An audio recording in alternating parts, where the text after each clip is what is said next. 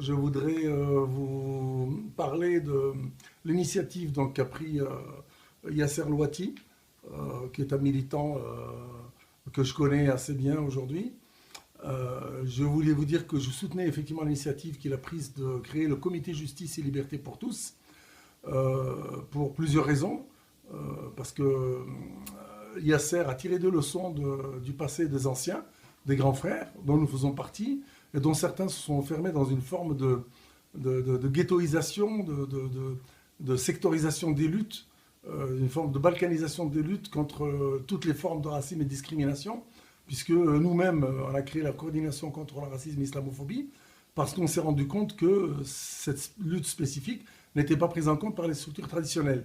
Donc moi j'ai rêvé, et je le dis toujours, que Yasser Louati devienne le Mouloud Aounit au sein de la LDH, par exemple, comme l'a été Mouloud Aounit au sein du MRAP, pour justement mettre l'accent sur cette problématique-là. Bon, ça ne se fait pas encore, j'espère qu'un jour ça viendra. Mais en tout cas, l'initiative qu'a créée Yasser Louati avec le comité justice et liberté pour tous s'inscrit justement dans la sortie du ghetto communautaire, du ghetto revendicatif, associatif, politique, pour aller dans le droit commun. Effectivement, quand on dit comité justice et liberté pour tous, ça inclut effectivement toutes sortes de citoyens, quelle que soit leur couleur de peau, leurs origines, leur religion, etc. etc.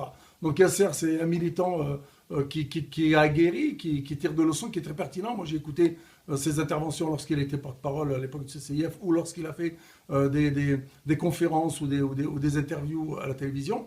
Donc c'est quelqu'un de pertinent qui a envie de travailler sur effectivement la question de l'éducation populaire qui est fondamentale, la formation, l'action. En tout cas, nous, coordination contre le racisme et l'islamophobie, nous soutenons cette initiative parce qu'il faut sortir effectivement des ghettos et aller vers le droit commun. Comme dit Yasser très bien, il dit aujourd'hui la lutte contre l'islamophobie, c'est devenu des parts de marché. Des parts de marché pour certains, qui soient d'ailleurs racisés, racialisés ou, comment dirais-je, concernés directement par l'islamophobie ou pas. C'est devenu des parts de marché et chacun essaye de préserver sa part de marché et de protéger de manière exclusive ces petits bouts de chapelle. Voilà, donc nous on voudrait bien sortir de ça. En tout cas, l'initiative est salutaire, on l'encourage, on la soutient et on espère que dans le comité justice et liberté pour tous, d'autres organisations viendront se greffer, que ça deviendra une fédération nationale ou un mouvement national pour bousculer soit les organisations classiques, soit se substituer à leur place pour prendre en charge ces questions de liberté et de justice. Merci à tous, bon courage.